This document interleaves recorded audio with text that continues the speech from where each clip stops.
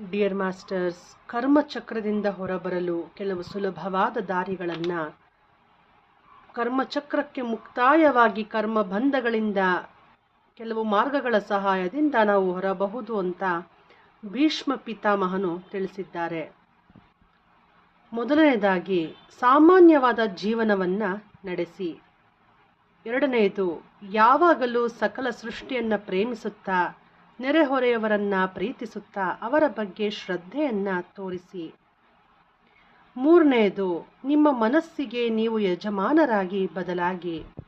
ನಾಲ್ಕನೆಯದು, ನಿಮ್ಮ ಮನಸ್ಸಿಗೆ ಸತ್ಯನಿಷ್ಠೆಯಿಂದ ವಿಜ್ಞಾನವನ್ನು ಅಭ್ಯಸಿಸುವುದರಿಂದ ಅದು ಆತ್ಮಜ್ಞಾನಕ್ಕೆ ದಾರಿ ತೋರಿಸಿಕೊಡುತ್ತದೆ.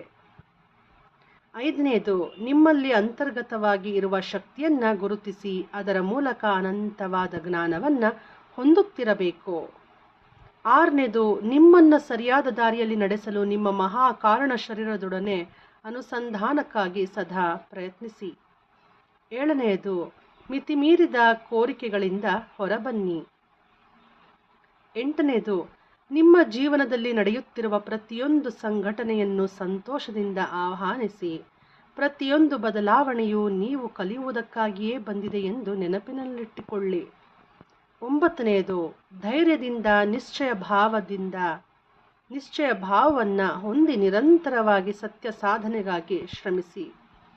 ಹತ್ತನೆಯದು, ನೀವು ಕಲಿತ ಜ್ಞಾನವನ್ನು ಇತರರಿಗೆ ಹಂಚಿ ಅವರು ಅಜ್ಞಾನದಿಂದ ಹೊರಬರಲು ನಿಮ್ಮ ಕೈಲಾದ ಸಹಕಾರವನ್ನು ನೀಡಿ. 11ನೇದು, ಮೂಢನಂಬಿಕೆಗಳನ್ನು ಆತ್ಮವಿಶ್ವಾಸಗಳನ್ನು ನಂಬದಿರಿ, ಪ್ರಚಾರ ಮಾಡದಿರಿ. 12ನೇದು, ಪ್ರತಿದಿನ ಮಲಗುವ ಮುಂಚೆ ನಿದ್ರೆಯಿಂದ ಎದ್ದೊಡನೆ ಶ್ವಾಸದ ಮೇಲೆ ಗಮನ ಇಟ್ಟು ಧ್ಯಾನವನ್ನು ಮಾಡಿ, ಅದೇ ಆನಾಪಾನಸತಿ ಧ್ಯಾನವನ್ನು ಮಾಡಿ.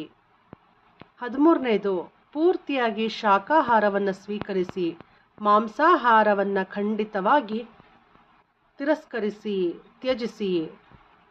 ಕರ್ಮಬಂಧವು ಮಾಂಸಾಹಾರ, ಅದು ನಿಮ್ಮಲ್ಲಿನ ಪ್ರೇಮ ಕವಾಟಗಳನ್ನು ಮುಚ್ಚಿಹಾಕುವ ಆಹಾರವಾಗಿದೆ.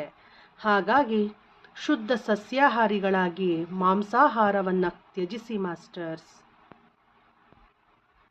ಇದೆಲ್ಲವ ಪಾಯಿಂಟ್ಸಿಂದ ನೀವು ಕರ್ಮದಿಂದ ಹೊರಬರುವ ಎಲ್ಲ ಅವಕಾಶಗಳು ಇವೆ.